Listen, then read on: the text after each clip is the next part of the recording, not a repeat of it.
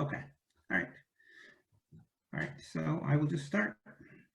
I, John Albanese, international partner and collaborator on behalf of the entire ProVAF team, the validation project of metric and non-metric methods in forensic anthropology, the coordinators present here, Camila Souza, Claudia Plens, and Thais Kapp, and all the student volunteers and trainees, would like to thank the Colloquium organizing committee for the opportunity to present some preliminary results and reflections of this pioneer research project developed with the Brazilian osteological sample. Despite their great contribution to investigating and documenting human rights violations against marginalized groups, research projects like this one are very rare in Brazil, especially in the current Brazilian political context and economic situation. Next slide. Identified osteological collections are essential for developing and testing methods for the estimation of sex, age at death, and stature, sometimes referred to as a biological profile, in archaeological populations and forensic contexts. There could be no forensic anthropology without these collections with antemortem records. In a forensic context, information about sex, age at death, and stature can be compared to antemortem records to assist with identification of the unknown individual. For political, social, and economic reasons, in some jurisdictions, race has been considered part of this biological profile. Ancestry or biographic prediction are relatively new expressions used to avoid the controversial terms race and the perpetuation of the myth of biological human races, which is derived from and also may reinforce racism in society. Racial categories are based on concepts of human variation that predate the adoption by physical anthropologists of the synthesis theory of evolution and genetics. Human variation is real, but it does not cluster in racial categories or continental origin. Racial categories are historically and socially constructed worldviews. It is undeniable, as stated by the American Association of Physical Anthropologists, that the belief in races as natural aspects of human biology and the structure of inequality racism that emerge from such beliefs are among the most damaging elements in the human experience today and in the past. While race is certainly a pseudoscientific construct, the impacts of racism are real. Unfortunately, the race concept persists in forensic anthropology, despite the fact that it has been convincingly rejected by many researchers as biologically invalid. Next slide. The shift from racial terms to ancestry terms in forensic anthropology in the 1990s without any change in the underlying concepts did not address any of the real fundamental problems with this typological approach to human variation. In fact, the sanitizing of terminology from for example, Negroid to Black to African, further to obfuscate the problematic nature of these 19th century concepts of human variation. Generally, forensic anthropologists, other scholars, and the public who read or hear the term Negroid or Caucasoid today will understand the terms as problematic on at least some level, even though the terms have been used in textbooks as recently as the late 1980s and early 1990s. Terms such as African or European refer to the same unsubstantiated concepts, but do not evoke the same responses from the reader or listener. Next slide. Ethical issues. There are several interrelated and overlapping ethical concerns related to how a forensic anthropologist constructs a biological profile. There is estimating race or ancestry from skeletal remains, and second, the development and use of so-called group-specific or population-specific methods for estimating sex, age at death, and stature from skeletal remains. With both issues, the ethical implications are the same. The first ethical issue from a strictly forensic perspective or a legal investigation is that wrong information is highly problematic. No information means that an investigation continues, but with erroneous information, an investigation is taken in the wrong direction. Although social race or ethnicity may be part of identity in some places in the world, requiring ancestry to be part of a biological profile for positive identification will necessarily lead to misinformation. In a systematic review, Albanese and Saunders in 2006 discussed the problematic nature of these methods for estimating race and ancestry. Generally small sample sizes used to develop methods, lack of independent testing, and a lack of context for the underlying sources of variation. Kumar and Boekstra in 2008 noted that a failure of the discipline to deal with the issues raised by Albanese and Saunders may mean that ancestry estimation will not meet the minimum requirements for the admissibility of scientific evidence in courts in the USA. Forensic anthropology has largely ignored these calls to action. Related to this issue is the group-specific nature of methods for sex, age at death, and stature estimation. Race and ancestry do not have well-defined parameters for membership and are not biologically meaningful groups. Methods that are not group specific are demonstratively and unequivocally better for providing useful information in forensic investigations. Linking ancestry to sex, age at death, and stature compromises the scientific rigor of these methods as well. Rather than have standalone answers to independent questions, all estimates are linked to ancestry. The discipline has generally continued to embrace methods connected to a specific worldview that reinforces power relations rather than the best tools available for an investigation. The second major ethical issue has much broader social implications. By continuing to use a typological approach, forensic anthropologists are contributing to further marginalization of racialized groups. There are no longer any anthropologists that overtly rank groups. Any overt racism by forensic anthropologists would not be tolerated. However, forensic anthropologists operate at a level of authority that intersects the law and science, while also having a very privileged place in public discourse. The implicit or explicit support for perceived differences is racialism, which allows third parties to justify overt racism. It is not hard to find examples of third parties citing forensic anthropology as a discipline and specific forensic anthropologists by name to justify overt racism. Moreover, there is much more subtle reinforcement for the general public, who is not necessarily racist, of the erroneous views that identity is based on pseudo-biological differences. In Brazil, for example, estimation of race and ancestry raises the issue of how to differentiate skeletal remains of one indigenous group from another group and from other Brazilians in general. This is not a problem with prehistoric remains. Once the skeletal material is identified as prehistoric, age at death, the age of the remains, and the context in which they were found make the identification certain.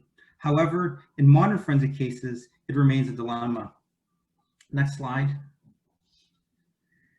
In 2019, the Institute of Teaching and Research in Forensic Science, based in Guarulhos, Sao Paulo, and the Teaching and Research Center of Forensic Archaeology and Anthropology at the Laboratory of Archaeological Studies from the Federal University of Sao Paulo signed an agreement to develop a pioneer project which deals with the compilation and organization of documentary data, the antemortem phase, and preparation, curation, and bioanthropological analyses, the postmortem phase.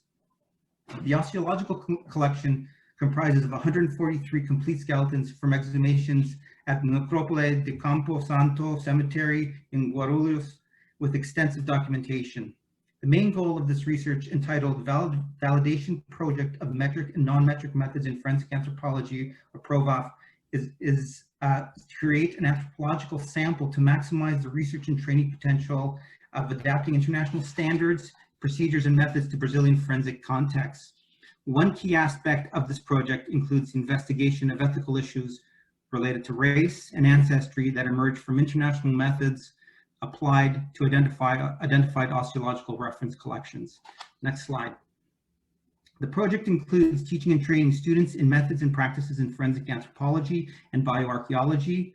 The team members are the coordinators of PROVAF, Claudia Plens, Camila Souza, Thais Cap, and 5 volunteers, undergraduate and graduate students and trainees, Michele Faria, Eline Medeiros, Gabriel Ramos, Tamares Camargo, Gabi Nascimento, and I, John Albanese, have participated as an international partner. Next slide. The research procedures deal with mainly 3 phases. The first and third phase deals with data collection, including all the necessary documentation for the antemortem and postmortem databases. The antemortem database includes information about sex, age at death, stature, ancestry, place of birth and death, date of birth, which ranged from 1901 to 2007, and date of death, which ranged from 1986 to 2013.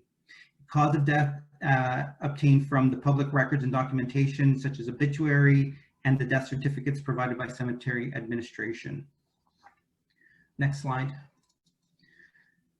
The second phase is related to sampling procedures for laboratory analysis, elaborated and developed by the research team through an operational protocol and analysis plan. More specifically, a series of international methods used for estimating the biological profile of individuals are being assessed for their utility in a Brazilian context. A standard operating protocol, SOP, was modified to maintain a series,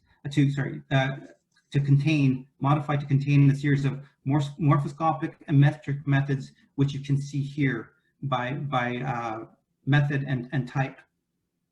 The focus of this paper is on presenting some preliminary results on ancestry for a sample of 36 individuals consisting of 21 males and 15 females. 2 probabilistic ancestry methods were selected for this research. One method by Hefner from 2009 uses 11 cranial morphoscopic traits, and the other, known as Ancestries, uses 23 craniometric variables. Next slide. On a basic level, if the allocation matches the antemortem record, the information can be considered correct. If there is no match, the allocation could be considered incorrect. The main problem with this simplistic approach is that it does not consider the likelihood of an allocation or the certainty of an allocation. Ancestries and Hefner's methods calculate the results differently, and in this paper, the result is generically referred to as an allocation score or just score.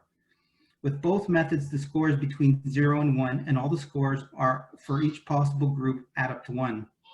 Increasing the score for allocation in one group necessarily decreases the score of allocation in another possible group. The group with the highest score is considered the answer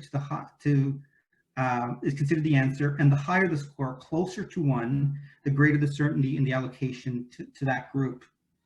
A correct allocation is not necessarily useful information if the score is low or similar to other assessments. For example, if Ancestries allocates an unknown to a European group with a score of 0.51 and to the sub-Saharan African group with a score of 0.49, it would be misleading to count this allocation as correct, even if the person was described as European in antemortem records. There can be no certainty in the allocation because 0.51 is so close to 0.49. A more realistic approach to assessing the results is to count how many times the method provided useful information. The method matched the antemortem records and the score is relatively and absolutely high, closer to 1. Thus, one can have certainty in the allocation. Those cases that have weak scores but do match antemortem records should not be considered useful, but they are also not necessarily detrimental to an investigation. Given the purpose and probabilistic approach of the methods tested, it is necessary to assess the egregious errors. Those cases were very high scores for the wrong group. This scenario presents a total failure of methods. Here we go. Assessments were placed into 5 categories based on whether the results matched the antemortem record and the score, which provides certainty in the correct allocation.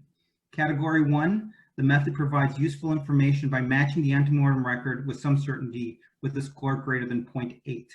Category 2, the method provides a weak match where the highest score matches the antemortem record and is at least 0.1 higher than the next highest category, but the score is less than 0.8.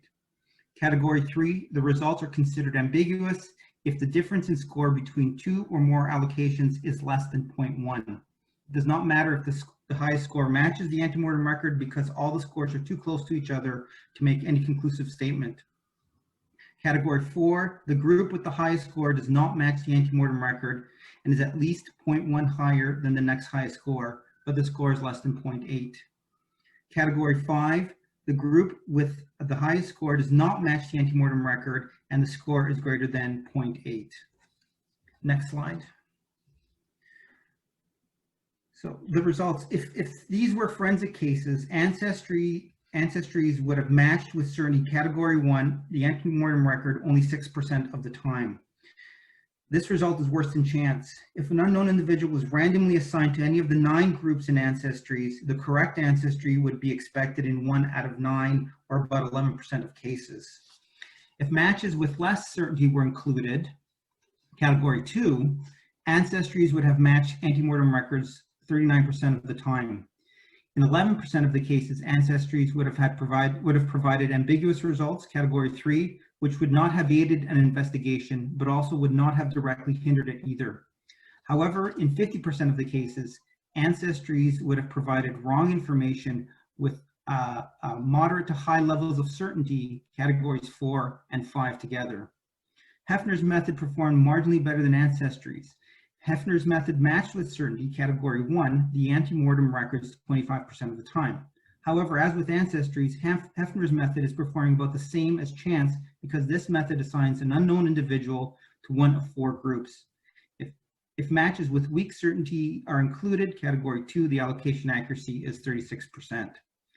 In 17% of cases, the results were ambiguous, that's category 3, which would not have aided an investigation, but also would not have directly hindered it either. In 47% of cases, Hefner's method would have provided the wrong information, categories 4 and 5. Thus, in 50% of the cases for ancestries and 47% of the cases for Hefner's method, these results would have been detrimental to an investigation in 2 ways. Obviously, the wrong information about race or ancestry would have been misleading, and worked against the identification of the unknown individual. Second, if this information was used to select a group-specific method for sex, age at death, and stature estimation, the wrong group-specific method would have been selected. Testing with stature estimation equations in previous research has shown that using the wrong group-specific method can have a negative quantifiable impact on estimating stature, for example. Methods that are designed from the start to not be group-specific provide the best results most consistently. The best approach is to separate sex, stature, age at death methods into discrete questions not connected to each other and not connected to race or ancestry. Next slide. In this paper, we presented only some of the preliminary results for a sample of 36 cases from the larger collection of 143 individuals. The collection was established through a partnership between the Institute of Teaching and Research in Forensic Science, based in Guarulhos, Sao Paulo, and the Teaching and Research Center of Forensic Archaeology and Anthropology at the Laboratory of Archaeological Studies from the Federal University of Sao Paulo. The collection was established to create an anthropological sample to maximize the research and training potential necessary for adapting international standard procedures and methods to Brazilian forensic contexts. A key aspect of the greater project includes the incorporation of ethical issues related to the continued use of race and ancestry in forensic anthropology. The greater project includes the assessment of a series of sex, stature, and age at death methods. Our focus in this paper has been on methods for assessing ancestry. Both the morphological method by Hefner and the metric method known as ancestries have provided the greatest disagreements and discrepancies when applied to a sample from Brazil. Our results are consistent with other truly blind independent tests of race and ancestry methods. The methods will provide correct information with certainty at levels that are equivalent to chance, and the methods consistently provide erroneous information that will severely compromise an investigation in about half the cases. Our results and other critiques of race and ancestry are in direct contrast to a great deal of literature in forensic anthropology, which still emphasizes the perceived importance of race and ancestry in identification. Some have even presented a so-called ethical argument for the continued use of race and ancestry for the investigation of human rights violations and genocide. The preliminary results obtained from the research project highlight the importance of human remains and anthropological responsibility of academics to respond to human issues. In this paper, we present a different ethical perspective. First, forensic anthropologists have an ethical responsibility to use the best and most rigorous methods available to pursue an investigation. Second, the racialization of the deceased will serve to further marginalize the living, which reinforces the view that allow for racism, discrimination, social segregation, and violence against minority groups, including murder and genocide. Ethical implications in osteological research must promote moving beyond the concept of race and group-specific categories. Efforts must minimize biological determinism and encourage the recounting of the details of scientifically organized and teleologically arbitrary genetic variation. Thank you.